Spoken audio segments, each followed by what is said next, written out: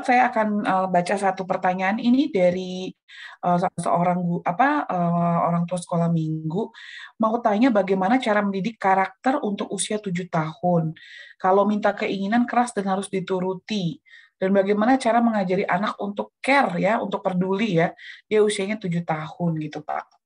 Silakan Pak Jarod.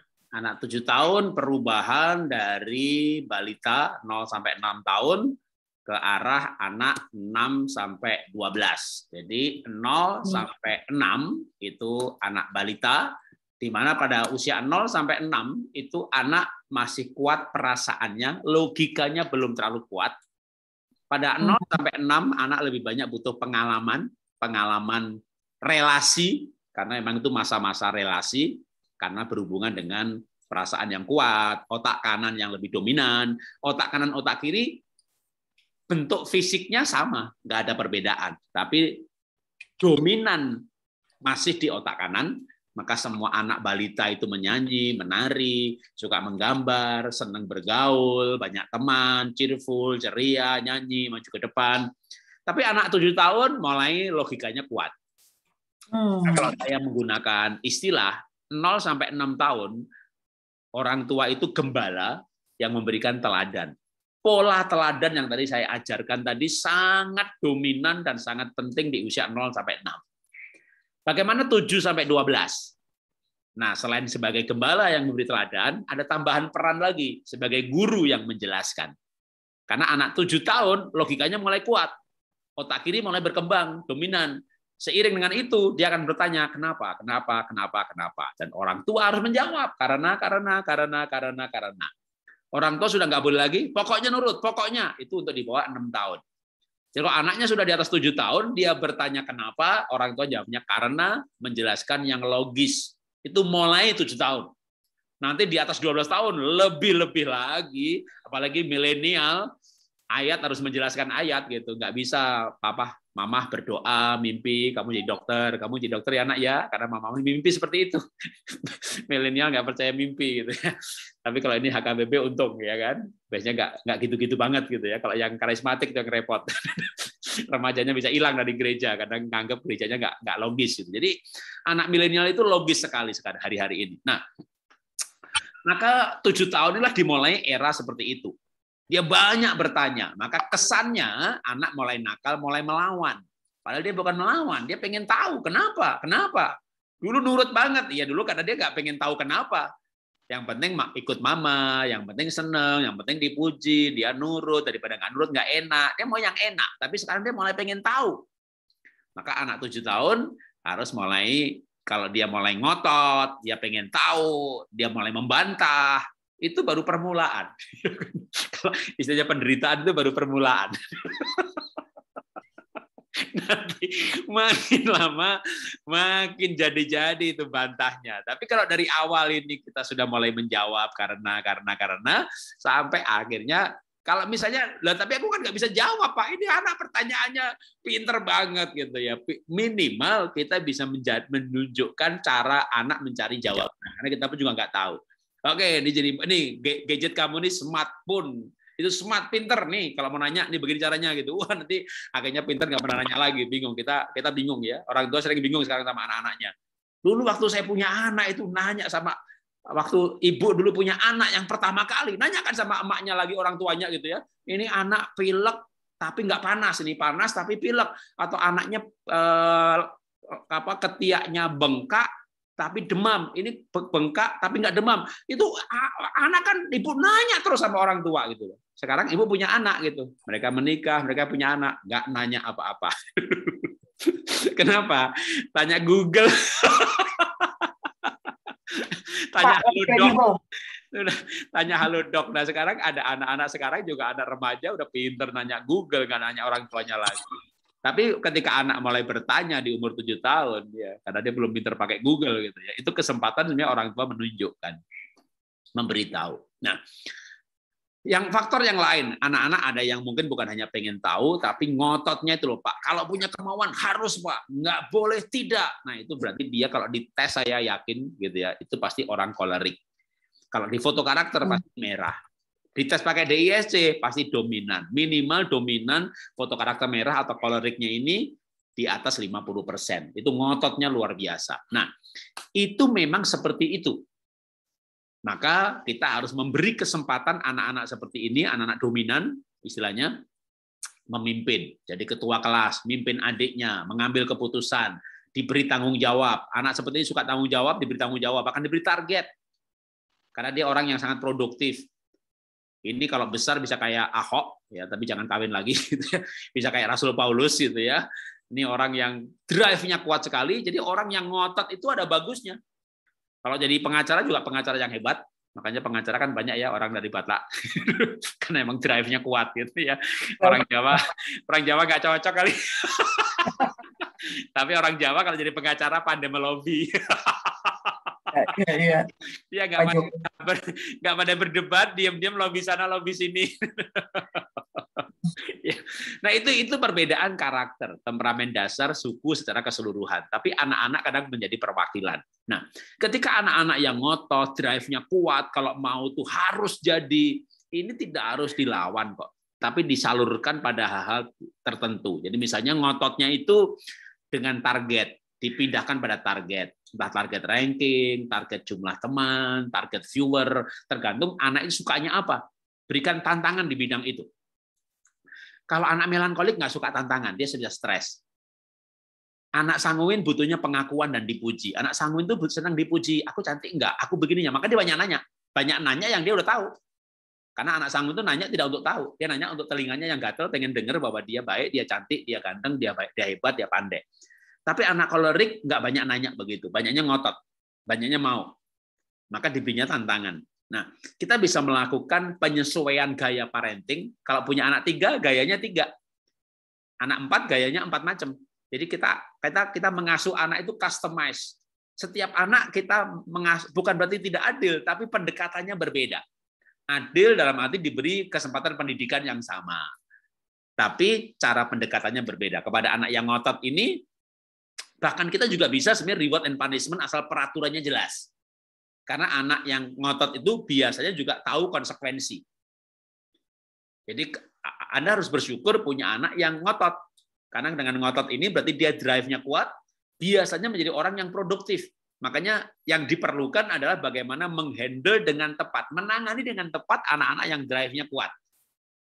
Yaitu dengan cara memberikan target yang cukup tinggi, bahkan dia bisa dikerasin sedikit lebih daripada yang lain. Ya, daripada yang melankolik banget. Melankolik itu yang perfeksionis, orangnya rapi, teliti, hatinya lembut gitu ya. Dikerasin, masuk kamar nggak keluar-keluar gitu kan. Kalau anak yang drive-nya kuat ini masih bisa dikerasin. Tapi dia harus diberi tantangan, harus diberi kesempatan. Bahkan mungkin nanti akan dia minta kesempatan yang menurut kita kayak belum waktunya. Mau nginep rumah kakeknya, opungnya, dia mau ke Blok M sendiri, dia mau ikut temannya panjat tebing nanti kalau udah SMP begitu ya. Padahal yang lain panjat tebing waktu kuliah gitu. Nah, Anda harus memilih-milih mana yang dikasih kesempatan, mana yang tidak. Tapi dia akan sangat sekali diberi kesempatan karena anak yang drive-nya kuat ini kuat juga dorongan pembuktian bahwa saya mampu, bahwa saya hebat. Ya udah pakai aja hal itu untuk membuat dia punya pencapaian yang lebih tinggi lagi, lebih tinggi lagi, lebih tinggi lagi. Nah, paling yang perlu diajarkan, kalau anak itu nggak mencapai pencapaiannya, berikan dia penghiburan saat dia stres. Karena anak-anak yang ngotot itu sering begitu pencapaiannya gagal, gitu ya, marah, ngamuk, tantrum, banting barang, rusak barang, stres. Nah, itu sisi negatifnya. Jadi kita itu seperti orang tua yang menggembalakan. Saatnya anak punya tuntutan yang tinggi, diarahkan pada hal yang tuntutan yang positif. Ngotot yang positif adalah ketika yang diinginkan hal yang positif. Kalau dia ngototnya misalnya minta gadget, kalau enggak mau bunuh diri, nah itu kan berarti kan ngabur. Kita perlu mengajar nilai-nilai. Tapi kita bisa memilah-milah mengarahkan yang ngotot ini pada target-target seperti target ranking, target apapun juga yang menjadi dunia anak sekarang dunianya apa gitu ya. Lalu berikan dia target yang lebih tinggi. Itu dia akan dengan semangat untuk mencapainya. Ya, kalau ya. Anak pragmatik, Pak. Kalau pragmatis gimana tuh, Pak? Nah, kalau anak pragmatik itu anak yang cuek. Bangunnya pelan, makannya pelan, mandinya pelan, beolnya pelan, nggak punya inisiatif, lelet banget, nilainya 2,5, 4,0, ya tenang aja, makan enak, tidur pules. Jadi ya anak yang nggak khawatir soal masa depan, walaupun nilainya jelek, cueknya minta ampun. Nah, tapi itu plekmatik, jeleknya plekmatik. Baiknya plekmatik itu ya dia baik, dipukul temen ya nggak bales, dia nggak khawatir, dia orangnya tenang, suka mengalah. Dia orang yang setia, nggak banyak ide, tapi setia. Saya punya anak nomor 1 melankolik, nomor 2 plekmatik, nomor 3 sanguin. Saya nggak punya anak kolerik, jadi nggak punya pengalaman mendidik anak kolerik. Nomor 2 plekmatik banget. Udah, hampir nggak naik, tapi bukan hampir sih, dia nggak naik kelas. Saya pergi ke penabur dan diberikan naik kelas bersyarat. Pak, anaknya saya naikkan, tapi tolong ya dilesi nulis. Jadi anak saya kelas 2 SD itu belum bisa nulis. Kalau ulangan tuh 3,5,0 itu wajahnya penuh damai sejahtera, makan enak tidur pules. Saya yang marah sama dia, Ben, kamu tuh anak apa lagi satu-satunya? Nilai 2,5, 3,0, kalau besar menjadi apa? Gitu. Dengan senyum dia menjawab, menjadi pendeta Pak. Gitu. Jadi anak itu rajin berdoa, gitu. Dia pikir pendeta nggak perlu matematika, yang penting bisa berdoa, bisa mengusir setan. Itu anak, bener-bener plekmatik banget. Nah, anak plekmatik nggak bisa dimarahi. Kalau dimarahi itu kayak marahi tembok. Percuma, kita sampai setruk sendiri pun dia juga kayak patung yang dimarahi.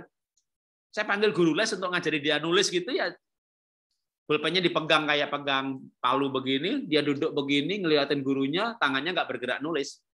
Akhirnya guru nulisnya itu mengundurkan diri. Pak Jarod, saya mengundurkan diri ya. Kenapa? Ya gajinya nggak cukup beli obat stres, Pak. Anak Bapak bukan manusia, Pak. Kenapa emang ya? Ya anak Bapak itu patung. Maaf ya, Pak ya. Oh, kalau itu saya tahu gitu. Makanya saya panggil Anda jadi guru, berbagi stres dong. Maksud saya cuma bapaknya tok yang stres. Jadi ya saya pengen Anda mengajar anak saya supaya Anda yang stres bukan saya gitu. Jadi anak saya itu plekmatik pol itu nomor 2.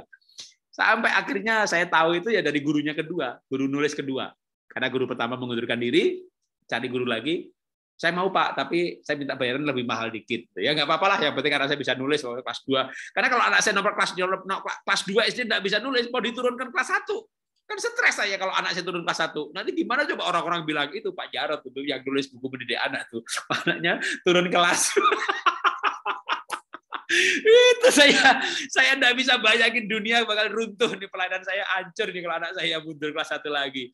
Jadi panggil guru les minta mahal ya nggak apa-apa. Tapi saya belajar dari guru ini saya sampai hari ini. Guru ini begini ternyata. Dia punya ilmu mendidik anak plekmatik itu enggak butuh dimarahi, jangan dimarahi, tapi anak plekmatik itu butuhnya dimotivasi. Nah, motivasinya apa? Ya tergantung anaknya. Suka main game, ya udah motivasinya nanti kalau nilainya bagus, main gamenya boleh bukan 2 jam, 3 jam gitu ya. Anak saya nomor 2 ini sukanya makan. Makanya guru les ini kalau datang bawa donat 3. Belum belajar nulis, udah dikasih 1 dulu donatnya. Waduh, anak saya nomor 2 tuh suka sekali makan. Ya makan donat. Gurunya nanya, enak Ben? Enak banget Bu Guru. Enak. Ngomong dia. Biasanya nggak pernah ngomong dia. Tapi kalau soal makanan dia ngomong. Yang lain-lain ditanya nggak pernah ngomong. Diem aja gitu. Begitu tanya, enak Ben? Enak Bu Guru. Gitu. Jawab dia. Mau nggak donatnya lagi? Mau. Nulis dulu ya. Iya, nulis dia. Mau donat 2 lagi? Nulis dia. Wah, jadi Bapak Ibu, anak saya itu les nulis 3 bulan, hasilnya itu berat badan naik 6 kilo. Coba, di mana bisa les nulis, hasilnya berat badan naik?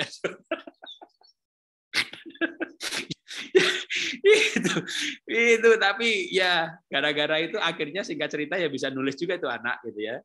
Oh, ternyata gurunya tuh memotivasi pakai makanan. Itu yang ilmu yang saya ambil esensinya tuh anak plekmatik itu tidak butuh dihukum, tapi butuh dimotivasi. Kadang kita udah baca juga sih anak pragmatik begini-begini, tapi tanpa mengalami itu kayak nggak dapat pewahyuan gitu, nggak dapat pencerahan. Jadi begitu panggil guru yang mengerti psikologi anak dan ngerti prakteknya. Kadang kita belajar psikologi tapi nggak ngerti prakteknya gitu ya. Oh, dimotivasi, benar-benar praktisnya begitu gitu. Oke, kalau gitu lain kali saya ikut motivasi. Makanya ya 3 bulan naik 6 kilo itu kadang-kadang bukan cuma guru sih.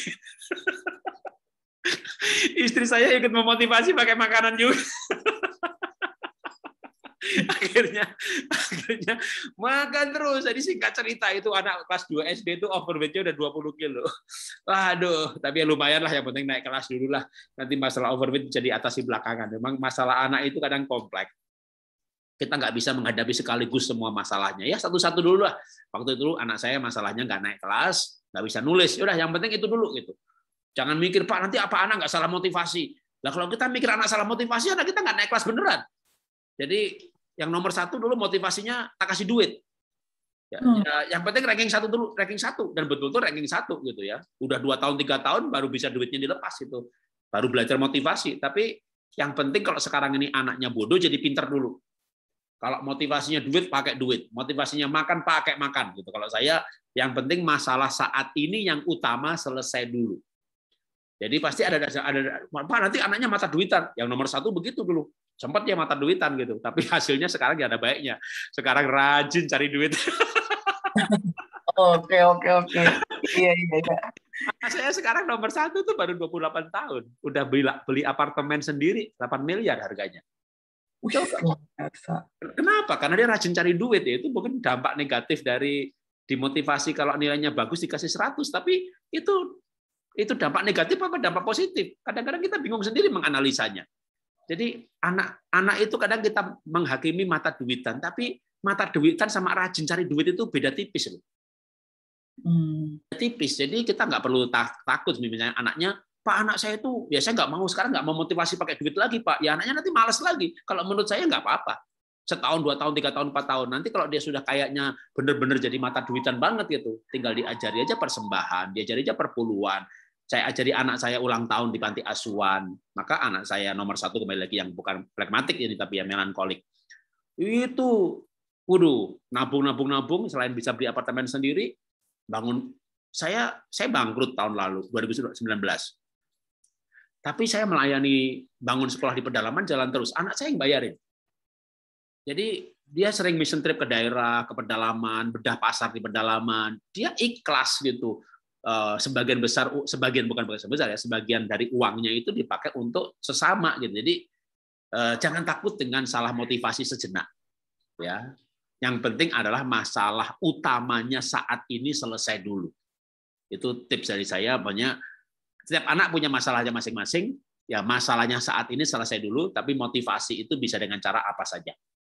Jangan takut, kalau begini dampaknya begini. Kalau anak dihukum nanti dia luka batin gimana Pak? Akhirnya kita juga nggak pernah menghukum, nggak pernah memotivasi. Lalu apa dong membiarkan? Jadi menurut saya kita harus bertindak gitu ya untuk menangani masalah saat ini apa dulu, ya itulah yang kita lakukan dulu gitu. Ya, Tuhan berkati.